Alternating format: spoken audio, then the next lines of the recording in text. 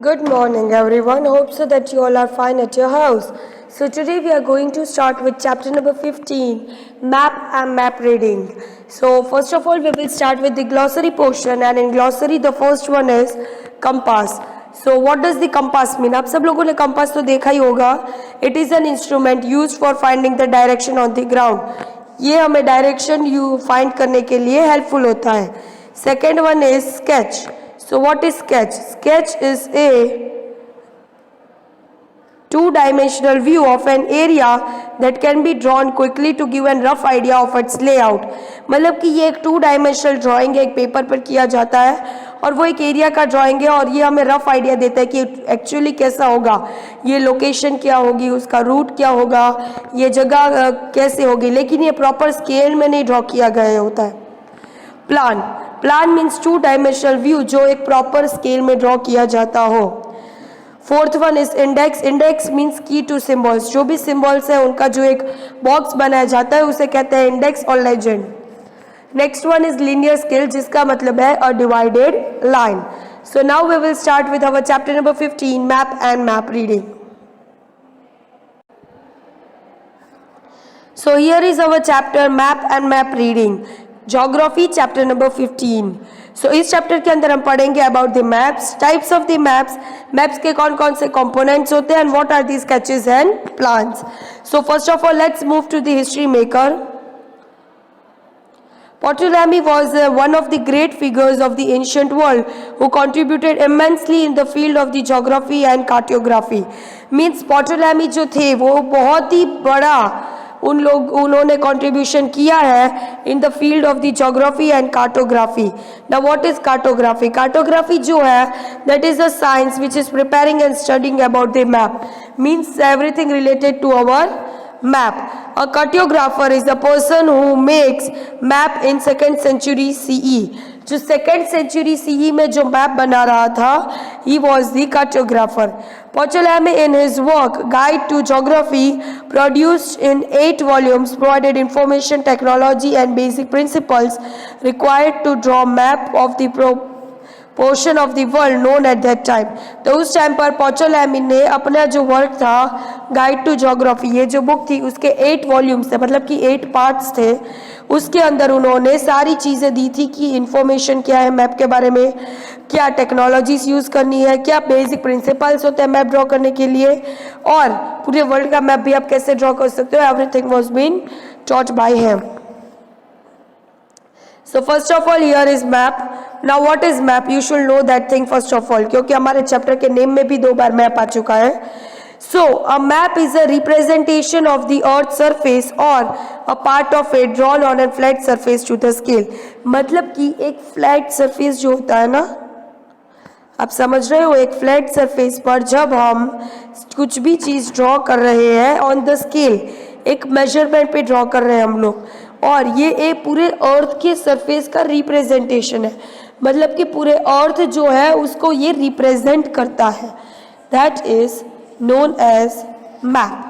अभी पहले आते हैं टाइप्स ऑफ मैप. तो कौन कौन से मैप है? सबसे पहला है political, physical and thematic map. और अगर हम बात करें कंपोनेंट्स ऑफ द मैप की, तो मैप के कंपोनेंट्स में सबसे पहला होता है टाइटल, उसके बाद होता है उसका स्केल, उसके बाद आती है डायरेक्शंस, इंडेक्स और लेजेंड और कन्वेंशनल साइंस एंड सिंबल्स. इन सब के बारे में हम चैप्टर के अंदर पढ़ेंगे, so don't worry about it. और यहाँ पर नीचे हमें बॉक्स में दिए गए हैं political, physical and thematic map के इंफॉर्मेशन की कौन सी मैप में क्या होता है. So moving to the political maps.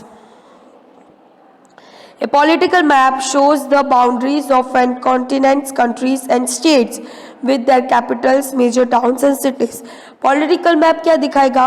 हमें continents दिखाएगा, countries दिखाएगा और states दिखाएगा, और उनके capitals भी दिखा सकता है और major towns भी दिखा सकता है उन cities के. ओके. फिजिकल मैप जो है वो हमें relief features of the earth surface दिखाएगा, like deserts, mountains, plains, valleys etcetera. Thematic map मतलब कि वो एक पर्टिकुलर थीम के ऊपर एक स्पेसिफिक इंफॉर्मेशन हमें दे रहा है, लाइक कि यहाँ पर कितनी पॉपुलेशन है, कितना एग्रीकल्चर हुआ है, कितना वीट ग्रो हुआ है, लाइक दैट.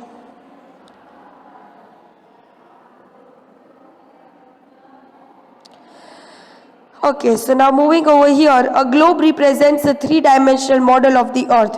अब सब लोगों ने ग्लोब तो देखा ही होगा, वो 3D मॉडल है हमारे अर्थ का. सेम वे में मैप जो है वो हमारा 2D मॉडल है, वो 2D वे में रिप्रेजेंट करता है पूरे अर्थ को, कि एक पेपर में वो मेजर कर दिखाता है. You will recall it is useful in understanding how the earth rotates on its axis. अभी जो ये है ग्लोब वो हमें हेल्पफुल होता है इन नोइंग कि ये पूरी तरीके से कैसे रोटेट होता है अर्थ की एक्सिस पर. It also provides the most realistic view of the earth. और वो हमें सबसे अच्छा व्यू दिखाता है अर्थ का, कि अगर अर्थ को आपको देखना हो then this is the realist way, कि अर्थ ऐसा ही दिखेगा. However, a globe is not always the best tool to study the places. Why is it so? Because on the globe जो है वो बेस्ट टूल नहीं रहता है हर बार पढ़ने के लिए. क्यों? Because it is not possible to show the details of the smaller areas or for example a village. अगर मुझे किसी भी एक विलेज के बारे में दिखाना हो तो क्या मैं ग्लोब पर दिखा सकती हूँ? No, I won't be able to show very smaller places. Detailed information कोई भी लैंडफॉर्म की, क्लाइमेटिक कंडीशंस, ट्रांसपोर्टेशन सिस्टम्स और बाकी बहुत सारे एस्पेक्ट्स जो लैंड से रिलेटेड है, उनके यूटिलाइजेशन से रिलेटेड है, वो सारी चीज़ें हमें ग्लोब से मिलेगी नहीं. We can't get all this things from the globe. And to show the details of all the continents, oceans, it would have to be and very large, which would make it bulky and difficult to handle. अगर सारी information उसके अंदर दी होगी तो वो बहुत बड़ा हो जाएगा, बहुत हैवी भी हो जाएगा, तो आप उसे कैरी नहीं कर पाओगे. सो इन सब के लिए हमारे पास कोई होना चाहिए solution to fulfil all our needs, and that is maps. So maps. A map is a representation of the Earth's surface or a part of it drawn on the flat surface to a scale. Map जो है वो एक अर्थ का representation है, या तो आप कह सकते हो उसी का एक पार्ट है जो फ्लैट सरफेस पे ड्रॉ किया जाता है. It is very useful tool to almost everyone. सबके लिए ये यूजफुल है और स्पेशली जियोग्राफर्स के लिए तो बहुत ज़्यादा. A book of map is called as an atlas. पूरी मैप की एक बुक है जिसे कहते हैं atlas. Let us outline some of the uses of the map.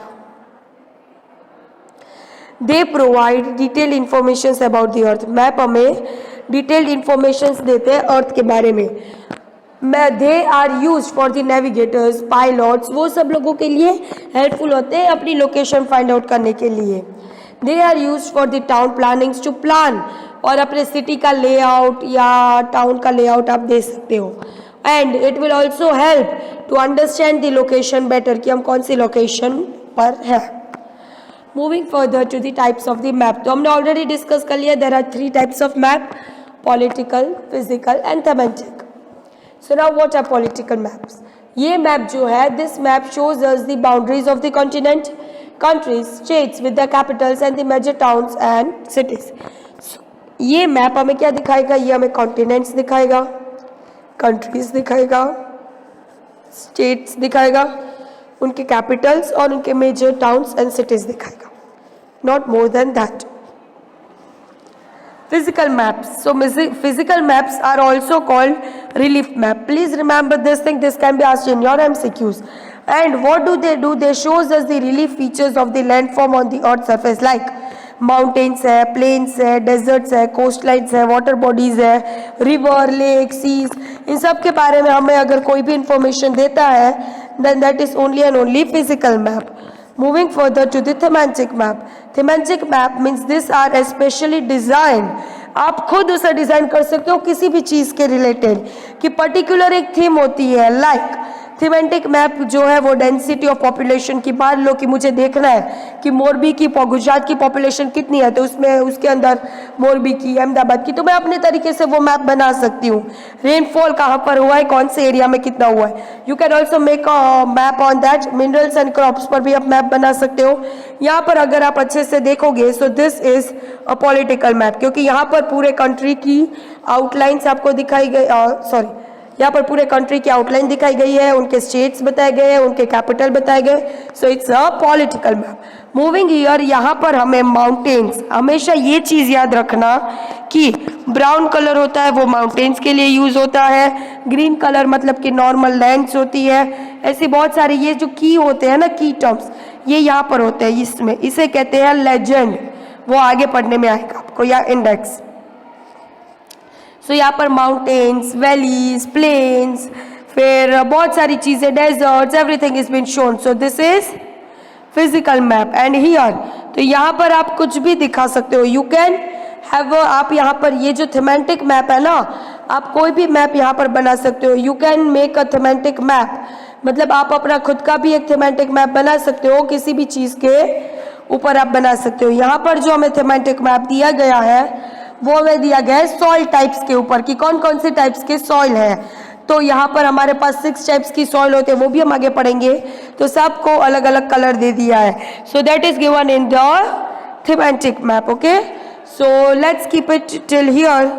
मैं आई थिंक सो इसकी आपको कोई एक एक्टिविटी भी देने की कोशिश करूँगी। If it's possible then we will do it, अगर टाइम रहेगा तो। क्लास डिस्कशन खत्म कर लेते हैं, कंपोनेंट्स ऑफ द मैप हमारे नेक्स्ट वीडियो में।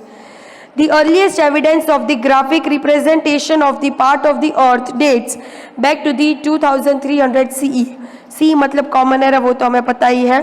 These maps, जो ये मैप्स है वो Babylonians of an ancient Mesopotamia के उन्होंने ड्रॉ किए हैं, और use the internet to view some of this. आप इंटरनेट में देख सकते हो that which was the first map which was been drawn by whom, ये सारी चीज़ें आप देख सकते हो, सर्च कर सकते हो। Now components of the map हम नेक्स्ट वीडियो में करेंगे। So that's all for now. If you have any doubt please make yourself free to ask. Thank you very much.